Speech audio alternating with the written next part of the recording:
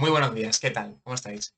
Bienvenidas y bienvenidos a un nuevo vídeo de prácticas de oposiciones de geografía e historia. Hoy vamos con una nueva práctica de historia del arte, ¿vale? Si os preguntáis si yo sigo algún tipo de ritmo y demás, os diré que no. O sea, que voy al ritmo que puedo y lo voy subiendo siempre, es verdad que lo subo el mismo día y puede que acelere un poco ahora que vienen las oposiciones para intentar ayudarte lo máximo posible y ayudarme a mí, ¿por qué no decirlo? Porque es verdad que así yo también practico. Esto es tú por mí, quid pro quo, llámalo como quieras.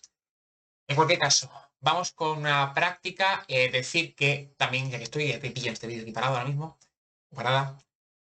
Cuando termine la oposición, yo seguiré subiendo prácticas, ¿vale? Porque esto es un repositorio para años posteriores. Lo que pasa es que será un ritmo mucho más lento que el que estoy haciendo en los últimos meses, ¿vale?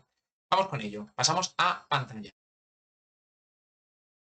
Bueno, pues la práctica que tenemos delante, lamento que salga esa marca de agua que fastidia un poco la localización porque da una pequeña pista, pero bueno, a veces es verdad que en las oposiciones aparecen pistas de lo que aparece, de lo que sale, con alguna letra, alguna leyenda. Y en este caso concreto, pues vamos a empezar con ella. Bueno, tenemos evidentemente una arquitectura, tenemos una iglesia. Aquí creo que no hay ningún tipo de duda.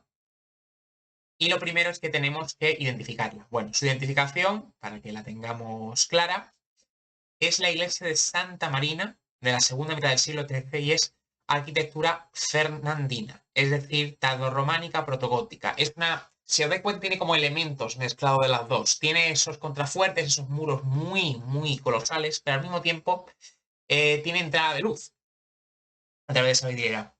Esto se da, hemos dicho que es fernandina y esta arquitectura se da especialmente en Andalucía, aunque ha caído en varias partes, pero se suele dar en Andalucía.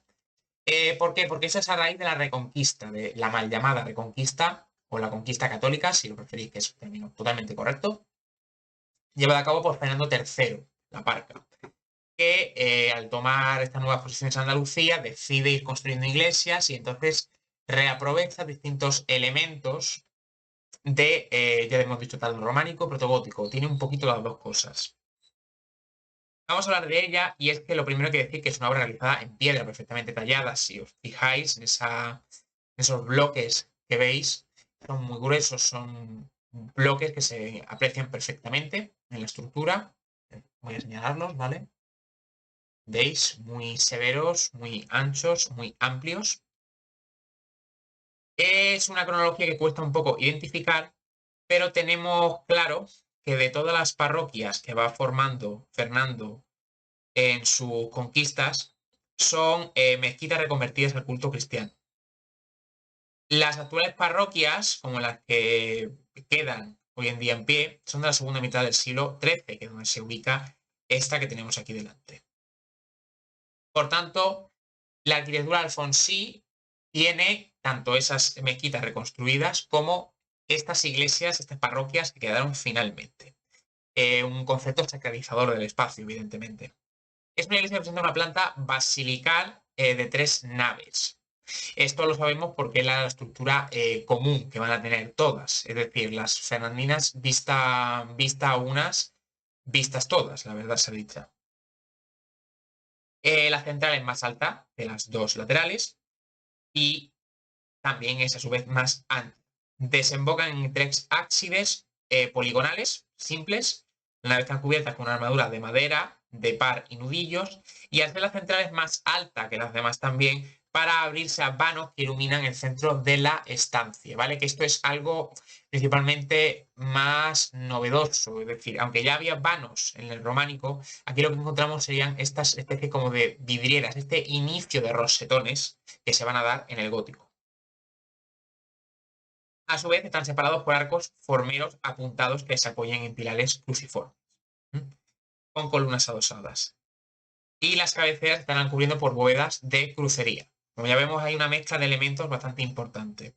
No voy a decir se queda con lo mejor de cada uno, pero sí puede ser una aproximación al estado final. Exteriormente tenemos la imagen de la fachada principal, que es austera en sí misma, es decir, no está recargada de decoración, no hay figuras, podéis ver aquí la portada, no tiene ningún tipo de decoración ni nada por el estilo, lo cual, incluso en el románico, En el románico a veces había adornos o decoraciones, en este caso no lo hay.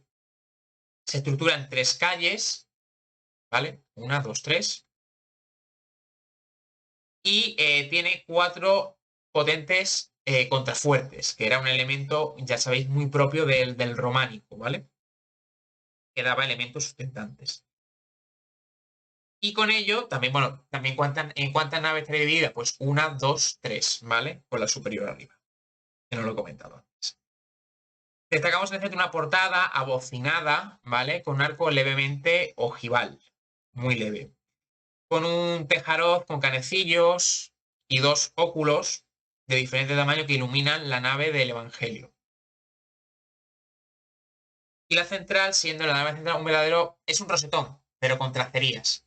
Veis que realmente deja pasar la luz, pero está como muy todavía en proceso, es decir, quedaría bastante hasta ver los rosetones que nosotros asimilamos, pensamos en Notre Dame, por ejemplo, y este se queda muy corto, evidentemente. Luego la nave de la epístola se ilumina a partir de una saetera, ¿vale?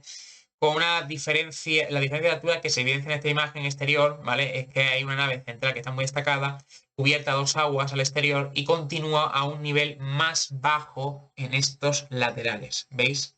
El 2 aguas se aprecia bastante bien. Creo que también hay una paloma aquí subida, pero bueno, eso ya es para otro. O una tortuga, no lo tengo muy claro de aquí. Creo que es una tortuga. Bueno, cualquiera de los casos. En el muro recto que hay entre naves, donde se colocan los vanos anteriormente mencionados en la descripción interior, pues eso, ahí es donde se colocan los muros rectos. Es el exterior de la obra, aunque no se observa especialmente bien, destacamos la portada lateral, ¿vale? Que eso tendríamos que saberlo, tendríamos que mirar la fotografía. A veces aparece, a veces no. La única vez que me pusieron esto en un examen, salió con la planta dibujada al lado, es decir, lo de la portada tenía que saberlo yo. Y es una portada lateral que da acceso a la nave del Evangelio, que presenta la decoración y estructuras típicas de una portada gótico-mudéjar, ¿vale? En la torre, que no se puede ver tampoco en la imagen, está levantada en estilo renacentista, es decir, no casa con el resto de la construcción.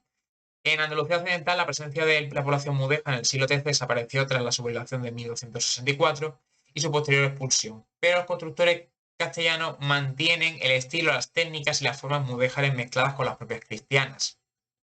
En este no se aprecia mucho, pero lo que se aprecia en la portada, como ya he dicho, es la combinación que hay de los dos estilos, el tardorrománico y el protogótico, es decir, el inicio del gótico y el final del románico.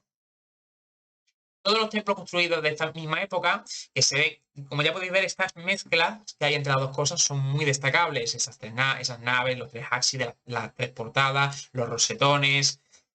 Fuera de Córdoba, ¿qué tendríamos? Pues tenemos San Marcos, tenemos San Juan de Palma, tenemos la parroquia de San Dionisio en Jerez de la Frontera, la parroquia de San Jorge en Palos de la Frontera, en Zaragoza tenemos la Magdalena, en Teruel la Torre de San Martín, que por eso estoy poniendo, es decir, bien es que esta práctica es muy andaluza, porque comenté en el Día de las Prácticas, cuando hablaba yo de ellas en general, en Andalucía el arte, las prácticas de arte suelen ser muy difíciles, suelen ser bastante rebuscadas, y esto es para que veáis un ejemplo de cómo de rebuscadas llegan a ser.